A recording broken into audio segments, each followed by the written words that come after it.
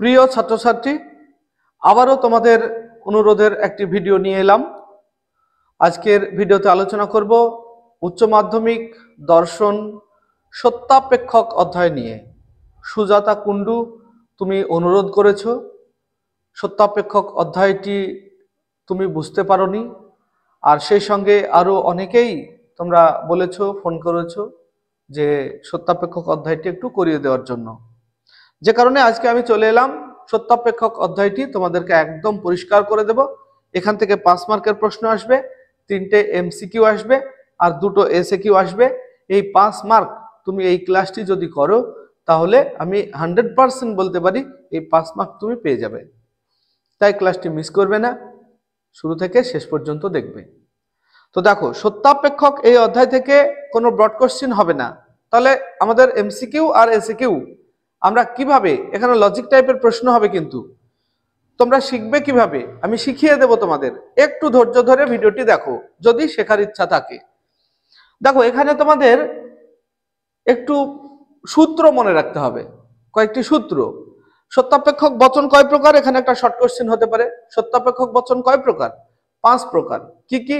প্রাকল্পিক, বৈকল্পিক, সংযৌগিক, দ্বিপ্রাকল্পিক আর প্রাতিকল্পিক বা নিষেধক। এই 5 প্রকার হলো সত্যাপেক্ষক বচন। এই সত্যাপেক্ষক বচনগুলির সূত্র আছে, সূত্রগুলি মনে রাখতে হবে। দেখো কি কি সূত্র। প্রাকল্পিকের ক্ষেত্রে তোমরা অবশ্যই সূত্রগুলি লিখে নেবে। প্রাকল্পিক বচনের ক্ষেত্রে সূত্র হলো এরকম: টি, এটাকে হর্ষু বলতে পারো, টি হর্ষু টি সমান টি, টি হর্ষু এফ সমান এফ, এফ হর্ষু টি সমান টি, এফ হর্ষু এফ সমান টি। এই সূত্রটা তোমাদেরকে মনে রাখতে হবে, লিখে রাখবে, তাহলে সুবিধা হবে। আর বৈকল্পিকের সূত্রটাও লিখে দিচ্ছি আমি। বৈকল্পিক বচনের সূত্র এখানে হবে, ভেল হবে টি ভেল টি সমান টি, টি ভেল এফ সমান টি, এফ ভেল টি সমান টি, এফ ভেল এফ সমান এফ। সূত্রগুলি লিখে নেবে, তাহলে তোমাদের বুঝতে সুবিধা হবে। দেখো, এখানে প্রাকল্পিকের ক্ষেত্রে এই যে আকার দেখো একই রকমের, T T T F F T F F. এখানেও দেখো T T T F F T F F, এগুলো কিন্তু একই, মিল আছে। প্রত্যেকটা সূত্রের ক্ষেত্রে এই বিষয়টাই মিল থাকবে। শুধু পার্থক্য কিসের দেখো, এখানে যে তোমার গ্রাহক মানে ধ্রুবকগুলি রয়েছে, এই ধ্রুবকের পার্থক্য। এখানে হর্ষু আছে, তার জন্য এখানে মান পাল্টে যাবে। এখানে ভেল আছে, তার জন্য মান পাল্টে যাচ্ছে। এখানে মান নির্ণয় তোমাকে মনে রাখতে হবে। প্রাকল্পিকের ক্ষেত্রে কিভাবে মনে রাখবে বলো তো? এখানে মনে রাখবে শুধু একটা, এটা মনে রাখবে, এটা এটা মনে রাখবে কি, টি হর্ষু এফ থাকলে এফ হয়, বাকি হর্ষু আকার যাই আসুক না কেন টি হবে, এটা মনে রাখবে। বাকি হর্ষু আকার যাই আসুক না কেন মনে রাখবে টি হবে, সব ক্ষেত্রে টি, শুধুমাত্র একটা ক্ষেত্রেই এফ। আর একটা বৈকল্পিকের ক্ষেত্রে এটা মনে রাখার সহজ উপায় কি? মনে রাখার সহজ উপায় হলো, ভেল আকারের ক্ষেত্রে দুটো দিকের মধ্যে যে কোনো একটা দিকে যদি টি থাকে তাহলেই টি হবে। দেখো এখানে দুটো টি আছে, টি T F T F T টি, মানে যে কোনো একটা টি থাকলেই টি হবে, এটা মনে রাখবে। অর্থাৎ এখানকার নিয়ম হলো, বৈকল্পিক বচনের সত্যমূল্যের নিয়ম হলো, বৈকল্পিক বচনের যে কোনো একটি বিকল্প যদি সত্য হয় তাহলে বৈকল্পিক বচন সত্য হয়, এটা মনে রাখবে।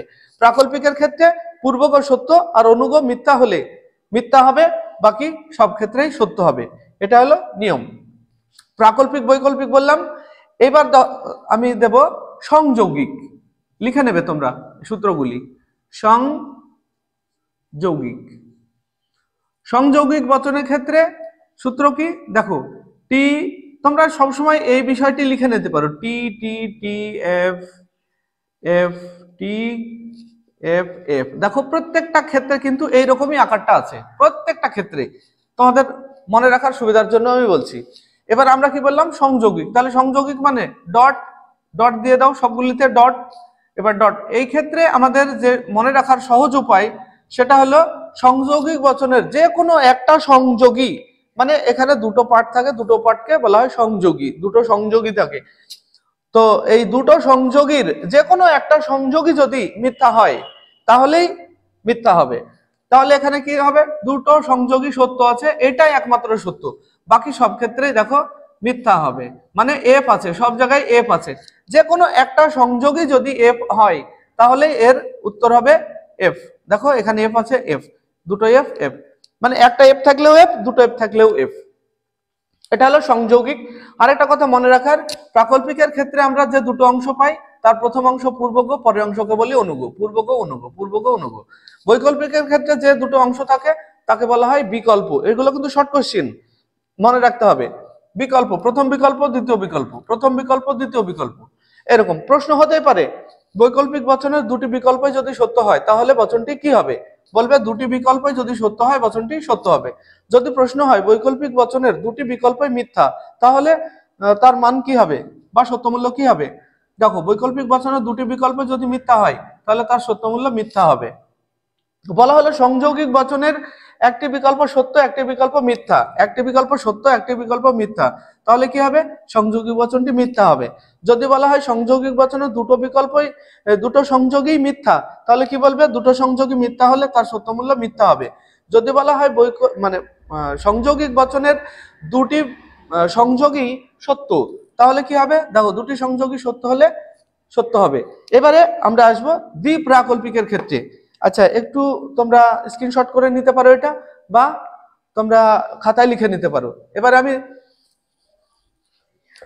দ্বিপ্রাকল্পিক বচনের উদাহরণটা দিই এখানে। দ্বিপ্রাকল্পিক লিখবে, দ্বিপ্রাকল্পিক, এরকম প্রাকল্পিক। দ্বিপ্রাকল্পিক বচনের সূত্র কি, আমরা ওই টিটি টি এফ ব্যাপারটা লিখে নিই, এফটি এফ এফ, সব ক্ষেত্রে দেখো একই এটা। কিন্তু আমরা জানি দ্বিপ্রাকল্পিকের যে ধ্রুবক সেটা হলো কি 3 বার, অর্থাৎ তিনটে সমান দাগ, 3 বার, 3 বার। আচ্ছা এইখানে মনে রাখার সহজ উপায় কি, দ্বিপ্রাকল্পিকের ক্ষেত্রে মনে রাখার সহজ উপায় হলো এর যে দুটো অংশ বলা হয় অঙ্গ বচন।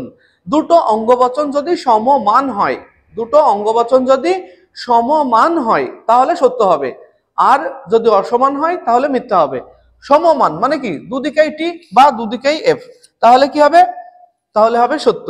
তাহলে এখানে হবে টি, এটা কি হবে এফ, এটা কি হবে এফ, আর এদিকে দুটোই সমান আছে এফ, মানে এটা টি হবে। তাহলে মনে রাখার সহজ উপায় কি, দ্বিপ্রাকল্পিক বচনে দুটো সংযোগী যদি কি হয়, সমান হয়, তাহলে সত্য হবে। এবারে আমরা হ্যাঁ আরেকটা আছে প্রাতিকল্পিক, প্রাতিকল্পিকটাও লিখে নাও। প্রাতিকল্পিক এটাকে বলা হয় নিষেধক, প্রাতিকল্পিক অবলিক নিষেধক লিখে নিতে পারো। এক্ষেত্রে যদি টি থাকে তাহলে সমান, বা এটা কার্ল টি ধরলাম, কার্ল টি যদি হয় তাহলে এফ হবে, আর যদি কার্ল এফ হয় তাহলে টি হবে। মানে কার্ল, এখানে কার্ল এটা মানে কি না, এই কার্ল এর অর্থ হলো না, তাহলে টি না মানে এফ, এফ না মানে টি, এই দুটোই এক্ষেত্রে প্রাতিকল্পিকের ক্ষেত্রে মনে রাখবে। এবারে আমরা প্রশ্ন কিভাবে পরীক্ষায় আসে আর আমরা তার সমাধান কিভাবে করব সেটা আমি দেখিয়ে দেব। তোমরা এই সূত্রগুলি আশা করছি স্ক্রিনশট করে নিয়েছো বা তোমরা খাতায় লিখে নিয়েছো। এবারে দেখো পরীক্ষায় কিভাবে প্রশ্ন আসে আর সেই প্রশ্নগুলি কত সহজে আমরা উত্তর লিখতে পারি। দেখো পরীক্ষায় যদি এইরকম আসে, পি হর্ষু কিউ এই যৌগিক বচনটি মিথ্যা হবে যদি, প্রশ্নটা এরকম আসে, এটা 2015তেও এসেছিল, 2018 সালেও এসেছিল। পি হর্ষু কিউ, এটাকে হর্ষু কেউ বলে, নাল কেউ বলে, ইমপ্লিকেশন কেউ বলে, ইমপ্লাইজ, বিভিন্ন জন বিভিন্ন নামে এটাকে প্রকাশ করে। তাহলে পি হর্ষু কিউ এই যৌগিক বচনটি মিথ্যা হবে, এই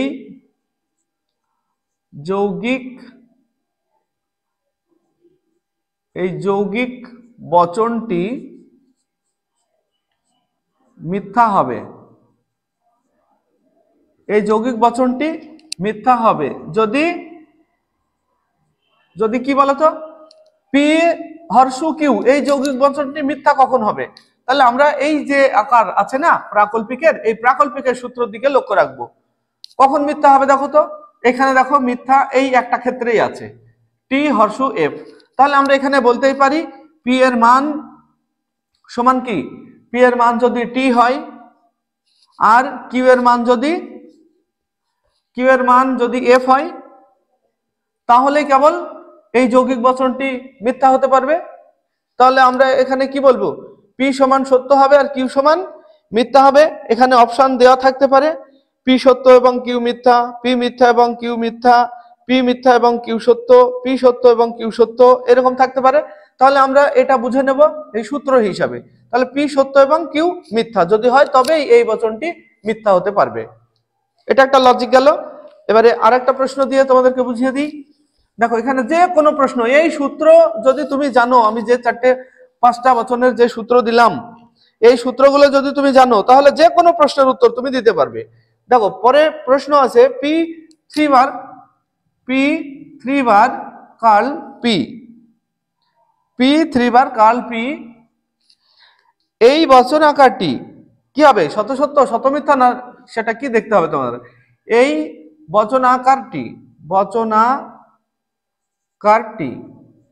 বচনাকারটি কি হবে সেটা আমাদেরকে দেখতে হবে। দেখো এর মান পি 3 বার কার্ল পি দুটোই একই, তাহলে পি এর মান আমরা দুবারে দু রকমের ধরবো, দিয়ে দেখবো। কারণ এখানে তো কারোর মান দেওয়া নাই, তাই আমি পি কে একবার সত্য ধরে নিলাম। পি সত্য ধরে এটা রাফে করতে হয় তোমাদের। সত্য ধরে কি হবে, মানটা যদি আমি সত্যই ধরি পি এর মান, তাহলে পি 3 বার, পি এর বদলে আমি এখানে পিটা লিখছি না, আমি পি এর মান সত্যই বসিয়ে দিলাম, টি 3 বার কার্ল টি। মানে পি এর মান আমি কেন এখানে কার্ল টি লিখলাম, কারণ পি এর মান আমি সত্য ধরে নিলাম। এই যে পি এর মান সত্য ধরে নিলাম, যদি পি এর মান সত্য ধরে নিই তাহলে পি কে টি লিখলাম, 3 বার দিয়ে দিলাম কার্ল পি মানে টি। তাহলে এটাকে যদি আমরা উত্তর করি এর, তাহলে টি 3 বার কি আসবে, এটা এফ হয়ে যাবে, কার্ল টিটা এফ হয়ে যাবে। যে আমরা মানে প্রাতিকল্পিকে যে সূত্র দেখালাম সেখানে অনুযায়ী কার্ল টি সমান কি এফ দেখালাম, তাহলে এটা এফ হয়ে যাবে।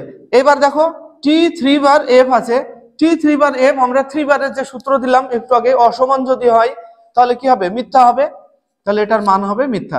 যদি দুটোই এফ হতো বা দুটোই টি হতো তাহলে সত্য হতো। তাহলে এটা মিথ্যা পেলাম আমরা, কি পি এর মান সত্য ধরে এটা পেলাম। তাহলে এবার আমাদের আরেকবার পি এর মান মিথ্যা ধরে করতে হবে, কারণ হলো এখানে তো সত্য দেওয়া নেই আমাদের। এই যে পি সমান পি 3 বার কার্ল পি এর মান যে সত্য তা তো দেওয়া নেই, কিন্তু আমি ধরে নিলাম সত্য। তাহলে শুধু সত্য ধরলেই তো হবে না, এবার মিথ্যাও ধরতে হবে একবার তোমাকে। মিথ্যা ধরে কি হবে, এটাকে যদি আমি পি এর মান মিথ্যা ধরি তাহলে এফ 3 বার কার্ল এফ, পি এর মান এবার আমি মিথ্যা ধরলাম, তাহলে এটার কি হবে, এটার এফ থাকছে 3 বার, এটা কার্ল এফ থাকলে কি হয়, টি হয় বললাম। আমাদের প্রাতিকল্পিকের সূত্র অনুযায়ী এটা টি হবে। তাহলে এটা কি হবে, এটার এফ 3 বার টি এর সত্য মূল্য হবে, অসমান আছে ওই জন্য এফ। তাহলে আমরা পি এর মান যদি টি ধরি তবুও এফ পাচ্ছি, আবার পি এর মান যদি মিথ্যা ধরি তবুও এফ পাচ্ছি। সত্য ধরলেও পি এর মান সত্য ধরলেও এফ সত্য মূল্য, আবার পি এর মান যদি আমরা মিথ্যা ধরি তবুও উত্তর আসছে এফ। অর্থাৎ আমরা বলতেই পারি এই বচনটি সত্য মিথ্যা, আমরা পি এর মান যাই বসানা কেন তার উত্তর আসবে মিথ্যা, অর্থাৎ এই বচনাকারটি হবে কি সত মিথ্যা। আশা করছি বুঝতে পেরেছো। যদি কোনো সমস্যা থাকে তাহলে অবশ্যই তোমরা জানাবে, আর দু একটি উত্তর করে দিলেই তোমরা নিজে থেকে একা পারবে। আর একটা করে দিই তাহলে নিজে থেকেই পারবে। দেখো বলা আছে পি ভেল কিউ যদি মিথ্যা হয়, এটা 2017-তে এসেছিল, পি ভেল কিউ যদি মিথ্যা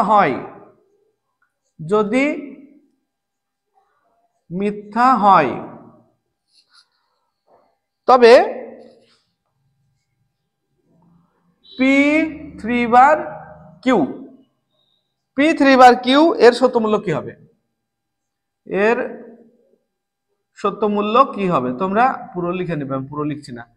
সত্য মূল্য কি হবে? দেখো বলা হচ্ছে পি ভেল কিউ যদি মিথ্যা হয় তাহলে P3/Q এর সত্য মূল্য কি হবে? তাহলে আমাদের এখানে কিন্তু দেওয়া আছে পি ভেল কিউ এর মিথ্যা। তাহলে পি ভেল কিউ মিথ্যা কখন হয় দেখো তো। পি ভেল কিউ মিথ্যা হয় যদি দুটোই মিথ্যা থাকে, দুটো সাইডই মিথ্যা হয়। তাহলে আমরা এখানে বলতে পারি এইরকম ভাবে পি ভেল কিউ মিথ্যা হবে যদি কি পি সমান এফ, পি সমান এফ এবং কিউ সমান এফ হয়। দেখো দুটো সাইড যদি এফ হয়, তাহলে আমরা এখানে যৌথভাবে দেওয়া ছিল মিথ্যা, তাহলে আমাদেরকে ভেঙে নিতে হবে পি এর মান কি আর কিউ এর মান কি হবে। তাহলে দুটোই মিথ্যা পেয়ে গেলাম। এরপরে বলা হচ্ছে এটা যদি মিথ্যা হয় তাহলে P3/Q এর সত্য মূল্য কি হবে? P3/Q এর সত্য মূল্য কি হবে? আমরা পি আর কিউ এর সত্য মূল্য তো পেয়ে গেছি, দুটোই মিথ্যা। তাহলে আমরা কি করব? পি এর বদলে মিথ্যা লিখবো, 3/Q এর বদলেও মিথ্যা লিখবো। তাহলে কি হলো? F3/F। অর্থাৎ আমাদের যে সূত্র দেখালাম দ্বিপ্রাকল্পিকের, সেই সূত্র অনুযায়ী দুটো সাইড যদি এফ হয় তাহলে উত্তর হবে টি, অর্থাৎ সত্য হবে। তাহলে পি ভেল কিউ যদি মিথ্যা হয় তবে P3/Q এর সত্য মূল্য কি হবে? সত্য হবে। তাহলে এইরকম প্রশ্ন আসবে। সূত্রগুলি যদি তুমি পারো তাহলে যে কোনো প্রশ্নের উত্তর তোমরা লিখতে পারবে। আশা করছি তোমরা পারবে। এরপরে আর একটা প্রশ্ন তোমাদের করে দিই,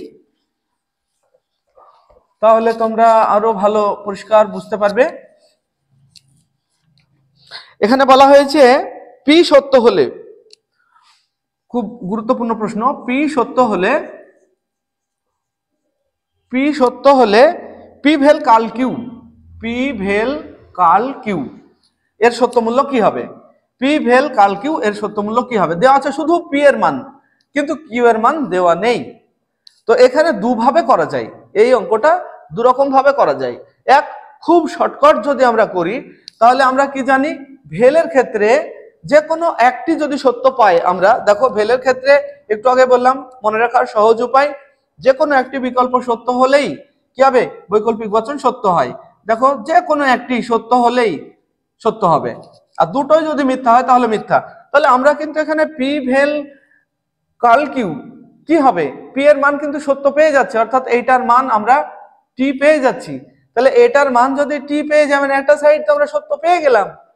তাহলে অটোমেটিক আমরা আর না দেখেই বলে দিতে পারি এই বচন আকারটি কি হবে? সত্য হবে, কারণ আমরা পি এর মান সত্য পেয়ে গেছি। আর ভেল আকারে একটি সত্য হলেই পরেরটা না দেখলেও চলে, তাহলে আমরা একদম চোখ বন্ধ করে বলতে পারি এটা সত্য হবে। আবার যদি তোমার সন্দেহ লাগে তাহলে এখানে পি এর মান যখন সত্য দেওয়াই আছে তখন পি কে টি ধরবে, আর কিউ কে একবার টি একবার এফ ধরবে, দিয়ে দুবার অঙ্কটা করবে, দিয়ে দেখবে কি রেজাল্ট আসছে, সেটাই তার উত্তর হবে। আমি একটু আগে যেমন করালাম। আচ্ছা, এখান থেকে যদি জটিল কোনো প্রশ্ন হয় তোমরা অবশ্যই কমেন্ট করে আমাকে জানাবে। আর একটা প্রশ্ন আমার একজন স্টুডেন্ট করেছিল তারাপীঠ থেকে, প্রশ্নটা ছিল এরকম, কাল পি এর নিষেধক, কাল পি এর নিষেধক বচন কি? কাল পি এর নিষেধক বচন কি হবে? এটা আমাকে তারাপীঠ থেকে একজন জিজ্ঞাসা করেছিল, কাল পি এর নিষেধক বচন কি হবে। দেখো কাল পিটাই তো নিষেধক, প্রশ্নটা করার মধ্যে কিন্তু একটা যুক্তি আছে, কাল পিটাই তো নিষেধক, তো বলা হচ্ছে কাল পি এর নিষেধক বচন কি হবে। তো এখানে কাল পি, এটাকে আমরা যদি মূল বচন ধরি, নিষেধক বচন মানে কি? নিষেধক বচন মানে মূল বচনের নিষেধ, মূল বচনের নিষেধকেই নিষেধক বচন বলা হয়। তাহলে এখানে আমরা যদি বলি কাল পি এর নিষেধক বচন হলো কাল, কাল পি মানে এই কালটা আমার মূল বচন, আর এই কালটা কি? এই কালটা হলো নিষেধ হলো, অর্থাৎ কাল পি এর নিষেধ। আর এটা কি হলো? তাহলে ডবল নেগেশন হয়ে গেল, ডবল নেগেশন কিন্তু থাকে না। তাহলে এটা মূল উত্তরটা কি হবে? উত্তরটা হবে এটা সমান পি হয়ে যাবে। তাহলে আমরা বলতে পারি কাল পি এর নিষেধক বচন হলো পি, এক কথায় আমরা বলতে পারি। তো এই ধরনের ক্রিটিক্যালি যদি কোনো প্রশ্ন হয় তোমাদের কোনো অসুবিধা যদি হয় অবশ্যই কমেন্ট করে বলো। তোমাদের প্রত্যেকের কমেন্টের উত্তর আমি দিচ্ছি এবং তোমাদের কমেন্টগুলিকে আমি ভিডিও আকারে বানিয়ে তোমাদেরকে পরিষ্কারভাবে বুঝিয়ে দেওয়ার চেষ্টা করব। আর আমাদের ভিডিওগুলি যদি ভালো লাগে অবশ্যই বন্ধুদেরকে একটু শেয়ার করবে, লাইক কমেন্ট করবে। আর আমাদের একটা গ্রুপ আছে হোয়াটসঅ্যাপের, তোমরা আমাদের ভিডিওগুলি ফলো করো। কোনো ভিডিওতে আমাদের দেওয়া থাকছে, প্রত্যেকটা ভিডিও আমরা গ্রুপের লিঙ্ক দিচ্ছি না। আমাদের দেখবে লাইভ ভিডিও আগে করা হয়েছে, সেখানে গ্রুপের লিঙ্ক দেওয়া আছে। আমরা যে বইগুলি প্রকাশ করেছি জিনিয়াস বই, সম্পূর্ণ ফ্রিতে, কোনো টাকা পয়সা নিচ্ছি না, পিডিএফ আকারে। সেই বইগুলি তোমরা আমাদের গ্রুপে জয়েন করলে পেয়ে যাবে। তোমরা গ্রুপে জয়েন করো আর পিডিএফগুলি নিয়ে নাও, 100% কমন সেখান থেকে থাকবে। তো আবারও বলছি, ভিডিওগুলি তোমরা বন্ধুদেরকে শেয়ার করো আর কমেন্ট করে অবশ্যই জানাও, তোমার সমস্যাগুলি জানাও। তোমার সমস্যাগুলির ভিত্তিতে আমরা অবশ্যই ভিডিও বানিয়ে দেবো। আসছি পরবর্তী ভিডিও নিয়ে, সে পর্যন্ত সবাই ভালো থাকবে, সুস্থ থাকবে। Bye bye.